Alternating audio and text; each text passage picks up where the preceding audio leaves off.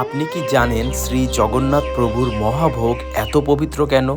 ভাবুন তো, এমন একটি ভোগ যা একবার শ্রী জগন্নাথ প্রভুর চরণে নিবেদন হওয়ার পর আর শুধু ভোগ থাকে না, ভক্তদের বিশ্বাসে তা হয়ে ওঠে মহাপ্রসাদ, অর্থাৎ স্বয়ং প্রভুর কৃপাস্বরূপ। কিন্তু এখানেই শেষ নয়। পুরীর শ্রী জগন্নাথ মন্দিরের রান্নাঘরকে বিশ্বের অন্যতম বৃহৎ মন্দিরের রান্নাঘর বলা হয়। প্রতিদিন হাজার হাজার ভক্তের জন্য মাটির হাঁড়িতে কাঠের আগুনে ভোগ রান্না করা হয়। আশ্চর্যের বিষয়, একটির উপর আরেকটি করে অনেকগুলো হাঁড়ি বসানো হলেও প্রচলিত বিশ্বাস অনুযায়ী সবচেয়ে উপরের হাঁড়ির ভোগ আগে সেদ্ধ হয়। আজও এই দৃশ্য ভক্তদের বিস্মিত করে। আরও একটি বিশ্বাস রয়েছে, প্রতিদিন যত ভক্তই আসুক না কেন, মহাপ্রসাদ কখনো কম পড়ে না, আবার দিনের শেষে অতিরিক্তও থাকে না। ভক্তরা এটিকে শ্রী জগন্নাথ প্রভুর অসীম কৃপা এবং অলৌকিক লীলা বলে মনে করেন। ভক্তদের বিশ্বাস, আন্তরিক ভক্তির সঙ্গে মহাপ্রসাদ গ্রহণ করলে মন পবিত্র হয়, ঈশ্বরের প্রতি প্রেম বৃদ্ধি পায় এবং জীবনের শুভ শক্তির আশীর্বাদ লাভ হয়। যদি কখনো পুরীতে যাওয়ার সৌভাগ্য হয়, শ্রী জগন্নাথ প্রভুর মহাপ্রসাদ অবশ্যই গ্রহণ করবেন।